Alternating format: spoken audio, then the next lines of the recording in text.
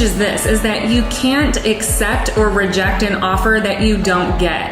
And so making sure that you're going into every step of the interview process, really wanting and putting the effort forward to be able to get the job so that you have choices and you can evaluate, instead of going in kind of lackluster and then not getting the opportunity and then needing to have that in your back pocket at least going forward.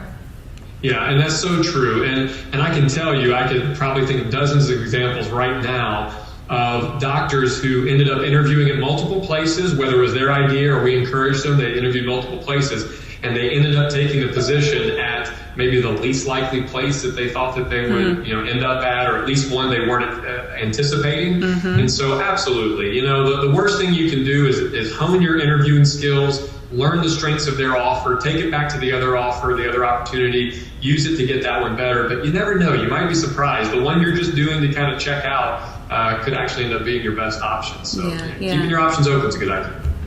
I think that is especially true too if you're interviewing in a location in which you have family, or maybe it's your hometown. You may not be ready to go back to your hometown right after training. It might not be even the best career move for you now, but in 2 to 5 years, you might be looking at that opportunity again. And chances are you're going to be working with the same in-house recruitment team. And so just knowing that whatever you're doing now, it's a small community, and you might very well be interacting with those people in the future. And so just again, to put your best, even old-fashioned foot forward. You got it. Well, actually, I'll tell a quick story. We actually had a doctor who he had 2 offers. One of them was in New York, which was originally where he was from, and one of them was from a small town in Kentucky.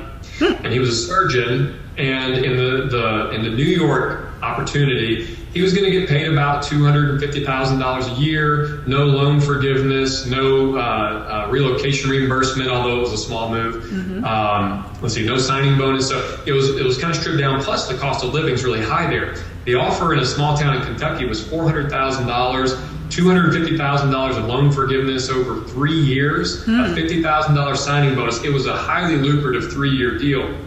And so, we talked to him about it, and the people in New York, that's where he really wanted to work ultimately, but he took the job for 3 years in Kentucky and ultimately moved back after all his debt was paid off and everything. But how he ended it was really impressive. He ended the interview with the group in New York and basically said, "This is where I'm from. I'm a New Yorker. I will be back. This is where I want to be." And he kept that bridge there. He made sure that he didn't, burn them and make them feel like he chose. I'm sure they thought choosing rural Kentucky was a snub, but he let them know this is a financial move, but I'll be back. And just by saying that, when it was time for him to move back, they actually had the position just waiting for him. I mean, they were ready for him to come back. So you never want to burn bridges. You always want to keep your options open. Yeah. As a New York State resident who found herself living in Kentucky, I can.